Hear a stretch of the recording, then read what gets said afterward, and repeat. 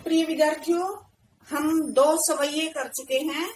सवैया छंद यहाँ पर तीसरा करने जा रहे हैं और इस छंद में गोपियों का श्री कृष्ण के प्रति प्रेम दर्शाया गया है।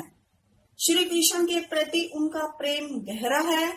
वे श्री कृष्ण से एक निष्ठ प्रेम करती हैं और यहाँ पर एक गोपी दूसरी गोपी से क्या कह रही है कि तुम जैसे श्री कृष्ण पहनते थे, जैसा श्री कृष्ण का रूप था, बिल्कुल वैसा ही रूप बनाने को कहती है। वो वैसा ही स्वांग भरने को कहती है और दूसरी गोपी उसके इस आग्रह को स्वीकार कर लेती है। स्वीकार करते हुए वो क्या कहती है दूसरी गोपी अपनी सखी से, मोर पखा सिर ऊपर राखी हो मतलब रखना।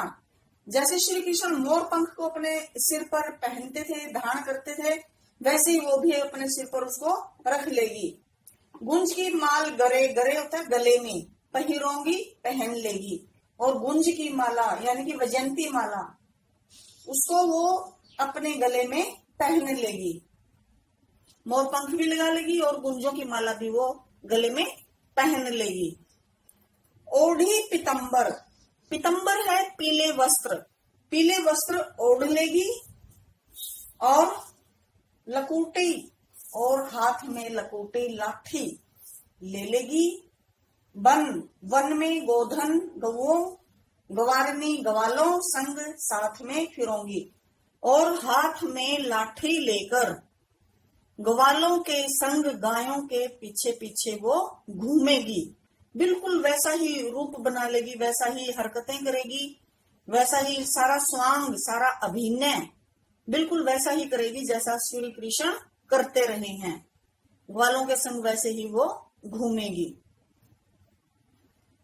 भाव तो वो ही मेरो, यानी कि वो गोपी श्री कृष्ण से बहुत गहरा प्रेम है उसका, श्री कृष्ण के प्रति गहरी भक्ति है और उनका रूप माधुर्य उसको भाता है।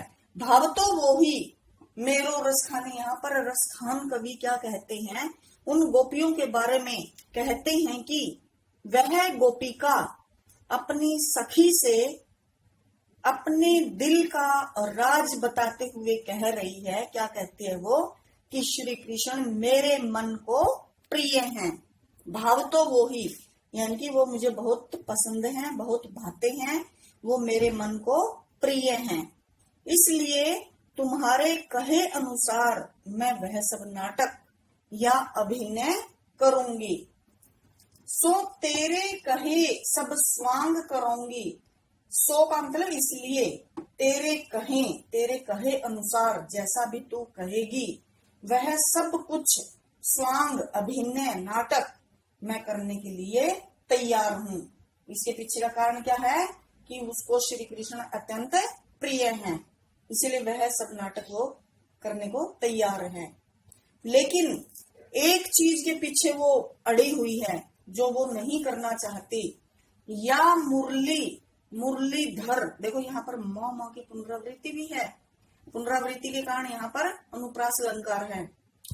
या यह मुरलीधर श्री कृष्ण, मुरलीधर मुरली को धारण करने वाले यानी कि श्री कृष्ण। और यहाँ पर मुरलीधर कौन सा समास है, यहाँ पर बहुव्रीहि समास है।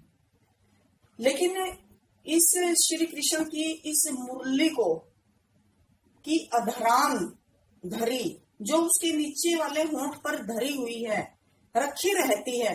श्री कृष्ण बांसुरी बजाते हैं और जब वो बांसुरी बजाते हैं तो उस बांसुरी की धुन में इतने डूब जाते, इतने तल्लीन हो जाते हैं कि उनको ये सूध नहीं रहती। उनके आसपास गोपियां मंडरा रही हैं और उनको गोपियों की सूध बूध नहीं रहती, इसलिए गोपियों को वो श्री कृष्ण की मुरली पसंद नहीं है, क्योंकि वो गोपियों को भूल जाते हैं जब मुरली बजाते हैं तो।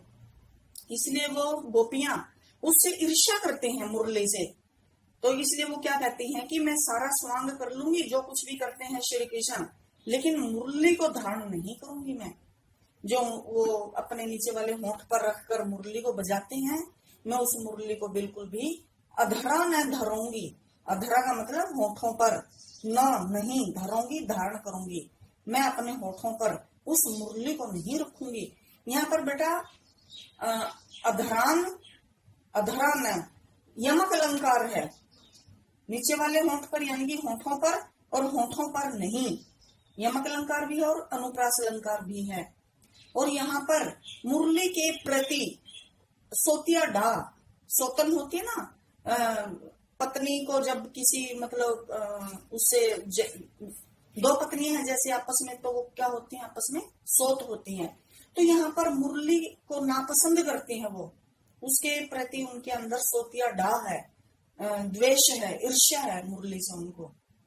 तो इस लाइन को दोबारा सुन लीजिए कि सारा स्वांग हम करने के लिए तैयार हूं मैं, सखी तेरे कहे अनुसार वह सब मैं कर लूंगी, क्योंकि मुझे श्री कृष्ण बहुत प्रिय हैं, मैं बहुत पसंद करती हूँ श्री कृष्ण को, उनकी भक्ति में डूबी हुई हूं मैं।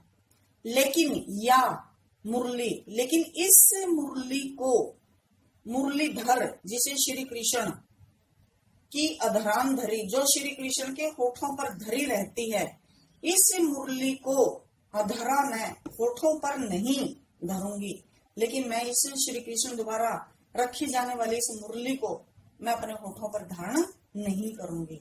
यहाँ पर ईर्ष्या का भाव स्पष्ट रूप से सामने आया है।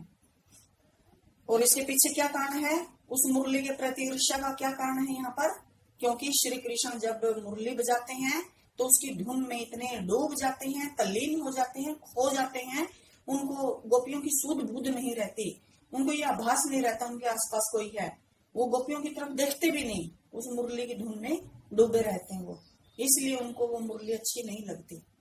विशेष क्या क्या है यहाँ पर, गोपियों का श्री कृष्ण के प्रति निश्चल, निष्कपट, एक निष्ठ प्रेम है यहाँ पर। अनुप्रास व यमक अलंकार है।